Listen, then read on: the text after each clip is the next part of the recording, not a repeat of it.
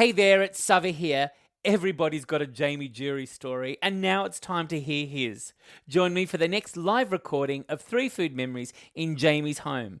To get your tickets, search 3 Food Memories, Jamie Jury, and click on the St. Cloche website. September 6th. See you there. Let's start with your first food memory. Eid days at your grandparents' home as a child. Now, I've likened Eid before to Christmas. Exactly what is Eid in the Muslim calendar? Eid is, exactly as you said, it is a religious celebration, and you would liken it to Christmas or Easter. So we have 2 main Eids a year. One is after Ramadan, so after an entire month of fasting, we sort of celebrate with 3 days of Eid, and it just involves having family over, making certain desserts, making certain things to host. Ramadan was such a fun time for us growing up, and then to have it followed by this beautiful celebration, going to the mosque in the morning really, really early, listening to that call to prayer, spending, the 3 or 4 days before Eid making hundreds of little marmoul biscuits, the ones that are stuffed with nuts. And it was whilst making these biscuits, my mum told me, all about her childhood and how they would make them. My grandparents were very famous sweet makers in Lebanon. So, all of these sort of food memories came up. And so what in particular about Eid at your grandparents? Oh my goodness. I don't know how I can remember Eid like to the detail of Wheel of Fortune being on the TV in the background. I remember everything. I remember sitting around. We had to sit on the floor. So you can imagine there's 15 children and they've all had a flock of their own children. So how many cousins are there? We're about 80. Now, not all the children came to Australia. 3 stayed in Lebanon. So 12 of them were here. Lots of cousins, lots and lots and lots of cousins. And honestly, I think up until I was an early teenager, I thought that was across the board for everyone. I thought everyone had 80 cousins. So when I went to my my Australian friends' birthday parties, and there was like, oh, I've got 3 cousins. I couldn't fathom that. I couldn't understand how you had 3. You could count them on your hands because I didn't even know all of my cousins. That's how many there were. So Eid at your grandparents in Lakemba, was it Lakemba? In Lakemba. So explain, so you drive out there from where did you grow up? I grew up in Western Sydney in Condell Park. Okay, so not too far. Not too far. So we all lived quite local to my grandparents. So you'd arrive there and bit by bit everyone would descend on this little home? Always dressed immaculately. Yeah. My mum, Eid is all about brand new Eid clothes. So mum always had us in the most stunning outfits. Now that I look at them, I just think, oh my goodness, she had such beautiful taste, beautiful bows in our hair, and we'd all rock up. My grandparents so excited to see us. We'd always get lots of money because you don't give gifts at Eid, you give money, you give cash. We love cash. How much would you kind of earn? Hundreds. What do you mean? 100? Because the cousins were giving us cash as well. Right, so it was just this The older cousins were giving us cash. Wow. Yeah, it was amazing. Did you get to a certain age where the cash stopped? Yeah, the cash stops when you're a teenager. And I'm like, that's when you need the cash. What are you guys doing? Giving your 5-year-old $100 bill. Like, she's just walking around. We used to say, we want the pink one, the $5 note. And Mum would say, no, you don't. You want the green one. Oh, my goodness. They were the days. The food. Let's go. So who cooked? They all cooked. Everybody cooked. Everybody cooked. Someone went the day before, and there were 2 enormous bessemer pots, the bright orange bessemer pots. Yeah. And they'd have to put them on the floor because there was no table that was going to fit us. And so we'd have this big tablecloth on the floor and 2 enormous pots. One pot would have fasulia, which is like the beans cooked in a beautiful tomato broth with lots of lamb cuts on the bone. And I guess also thinking about dishes that could feed a crowd because there were so many of us. And there'd always be a pot of mlokhie, which is like the mallow the green sort of plant that's stewed with chicken, and an enormous pot of rice and bags of Lebanese bread, platters of really bright pink radish and mint and onion. And we'd all sort of put a plate and take your plate. You just congregate in different parts of the house. Some of us would sit outside. How noisy was it? It was alive.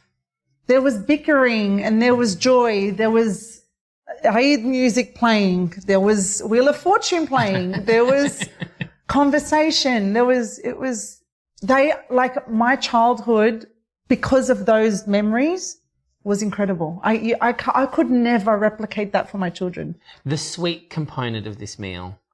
Okay. So on Eid, you come with platters of sweets from the Lebanese sweet shop. So nobody makes them? I mean, we made marmoud. My mum always made marmoud, the little biscuits, but still everybody, mum was the only one that made the marmoud. Everybody else would buy sweets. So there was a plethora of sweets. There was always, I could smell Lebanese coffee. It was constant. Like it was just always on. I feel like there was a corner of the kitchen of my grandmother's tiny kitchen that just had a rakwi, enormous rakwi going from one to another. And they would just fill it up, empty it. I mean, how many glasses could you fill? You'd need another one going straight on. Tell me, as you got older, did your responsibilities during these Eid celebrations increase? They stopped because my grandparents passed away. And then how old were you when they died? So I was 10 when my jaddo died. My jaddo was born in 1908. So 1998, he passed away at 90. Right. And I was 10 years old. And then what happened? Did they continue? They really ended when he passed. And then there was some kind of something that resembled Eid continued for a few more years while my grandmother was still alive. But it was never the same. Let's move on to your second food memory. Now, this one takes us to Vietnam. Oh, yeah. How do we go from up there to down here? Oh, halfway. Halfway. You spent a lot of time manufacturing clothes. You had another life before Sunday Kitchen. Yes. Manufacturing clothes. And tell us about this Vietnam. So I studied a fashion degree and was presented with an opportunity to semi-relocate to Vietnam to manufacture clothing. So I would go there for a few months at a time, make the clothes, come back, do showings, do fashion week. We had a little shop in Paddington that we would sell out of. So I had a couple of years that I was back and forth from Vietnam. So I gave you a food memory of an experience that I had. I was very, very young. So fresh out of uni, I would have been 22 years old. I use the word naive because I did not know anything yet. I knew what I knew and that was it. But that was enough for you to take on the world of fashion. Let's go. Let's just go. Let's just do it, Big culture shock, although because we had done so many trips to Lebanon growing up, when I landed in Ho Chi Minh City and sort of came out of the airport, it looked like Lebanon to me. The chaos, but the organized chaos, the haze, it was summer, it was so hot. Just you had there was an energy to read. I could feel, this felt very familiar. It felt very familiar because Beirut is like that, especially when you land at the airport and you're trying to sort of worm your way out in a cab. Everything just seemed, I remember turning to my business partner and just being like, this is very familiar to me. So this fashion business was yours? Was mine. So you're you're not working for anyone else? No. This is you, 22, I'm going to Vietnam, we're going to do blah. Yeah, yes. So this is where your naivety really worked in your favour, didn't it? Didn't know what we were doing. Just two crazy cats. Just, let's go. Wow. Yeah. Keep going. Okay, so get to Vietnam, meet she was a translator, but she ended up being like she was the eyes and ears in Vietnam when we weren't there. She was a beautiful woman called Hong. We developed this beautiful relationship with one another. One thing that I always looked forward to at the end of the day was what we were going to eat, what the meal was. So there was this food obsession that I had and wanting to eat. She thought we were two Westerners coming from Australia, although she'd never seen anyone that looked like me. So the guy that I was working with was, Australian facing. So there was plenty of expats living in Vietnam at the time, so he looked very familiar, whereas this bronze Lebanese girl had very, very curly natural hair. Well, I had to because the humidity there. So there were no blow dries. That was in Vietnam. You know, in my skimpy dress, coming out of the hotel we were staying in. So the hair was Lebanese, but the outfit wasn't. What do you mean? They're the skimpiest of dresses. And she'd want to take me to these Western restaurants and eateries. And I'd say, I don't want to eat that. I want to eat on the street. Tell me about this dish and where this came from. So there was this hunger and desire to learn more about the food, and just this joy and love that I have for food coming out. And I particularly remember meeting this tailor for the first time, the tailor that we were working with. Because we were so small, we couldn't afford to go to a big production house in Saigon. So we had to go sort of a bit more remote, about an hour drive to a bit of a rural area where we could just work directly with a tailor and make small runs of whatever we were making. Now, these tailors don't speak any English. They've never really come into contact with foreigners, and they definitely have never seen me. I mean, I could have told them I was Beyonce and they would have believed me. Like, they would have just believed me, because who are you and where do you come from? So for a 22-year-old, very naive, you sure had a bit of insight on how to execute this little business. I don't even know if I did. I don't even know. I was just winging it. I was like, how am I going to turn this opportunity down? I was working with this guy at a menswear boutique because I needed to make some money. And he was like, you're too good for this. Let's go start a business. Let's start a fashion label. It's been my dream. So I kind of just went with the flow. He was the business guy, and I was just doing what I just spent 4 years. You were adding flavour. I was doing my thing. Lots of mistakes, lots of wins, lots of learnings. Anyway, meet this tailor. He's an extremely esteemed tailor. Everybody in the town knows him. Everybody's had their suits made by him. He is a master. Like, when I saw him work, his workroom, he lived in the studio. His workroom was on the ground level, and then the level above is where his family slept. And I just saw the body language between the interpreter, or Hong, let's call her Hong because that's her name. You know, when she saw him, she revered him. She was so almost awkward. She had so much respect for him. So I could see, and this was also something very common in Lebanese culture. You know, we have this endearment for our elders, and we have this respect for our elders. And so I could see from the body language, this man is important. This man is very talented. He's special. And I'm just showing him these outrageous designs, you know, things that he's never made. He obviously needed to make some money, which is why he had taken on a job like us. You know, he had agreed to do it. But there was a very big disconnect between him and I. You know, like this, first of all, I don't understand what she's translating. So I'm explaining to her. She's taking the little English that she knows from me and workshopping that into a description to him about what the design is, what fabric I have in mind, how I want it to fit, what I'm expecting it to do, and all of that kind of thing.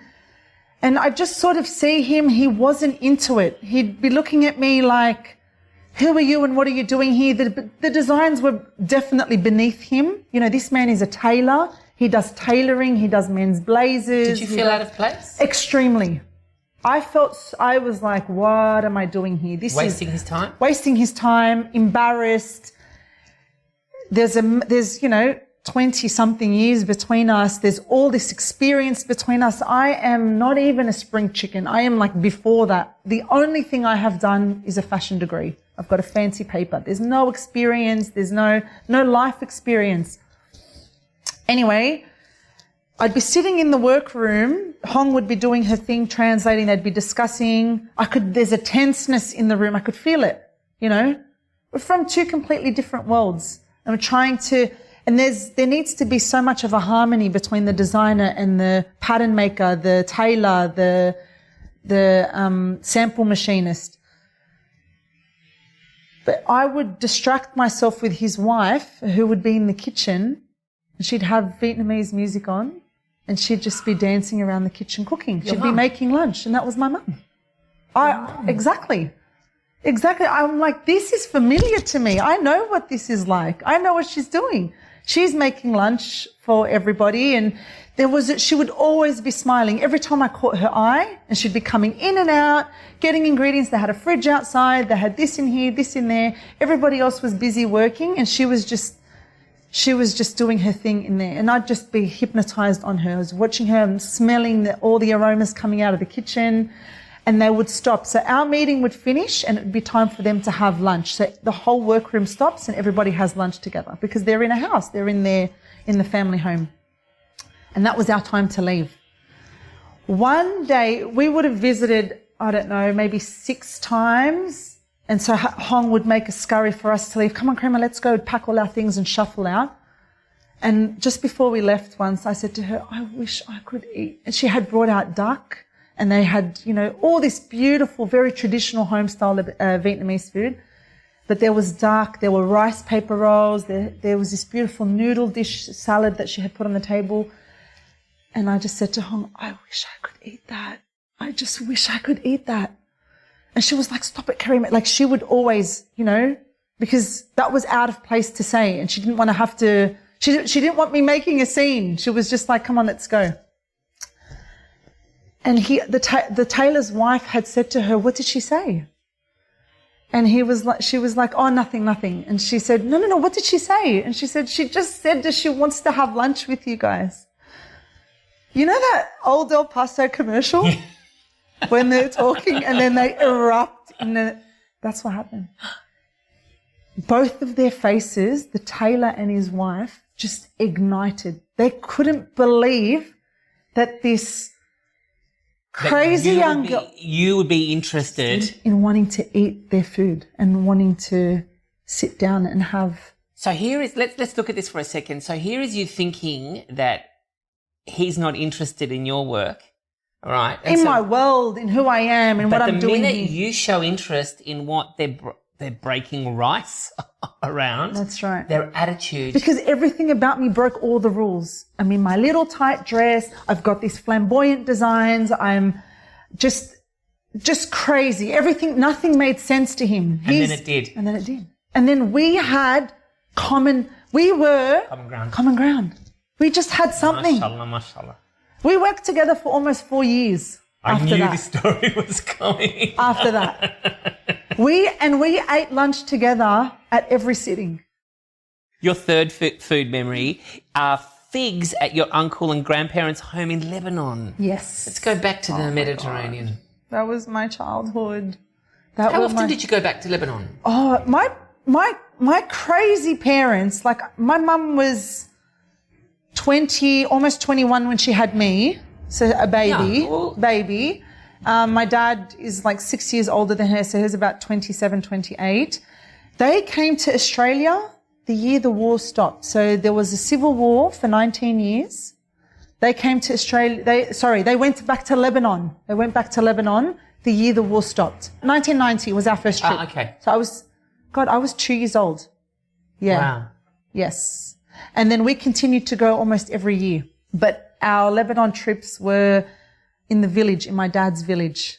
In Akkad. But he's from Tripoli? No, he's from Akkad, northern, even further north. So closer to the border. Closer to the border. Very, very small village. And we would stay at my grandmother's house, and my uncle with his 10 children lived there. We would sleep on the floor because that's where all the kids... This was, like, look at the two worlds I had. I had my grandparents' place in Australia, in Lakemba, where we would have Eid and we would have every Sunday going and visiting, surrounded by cousins.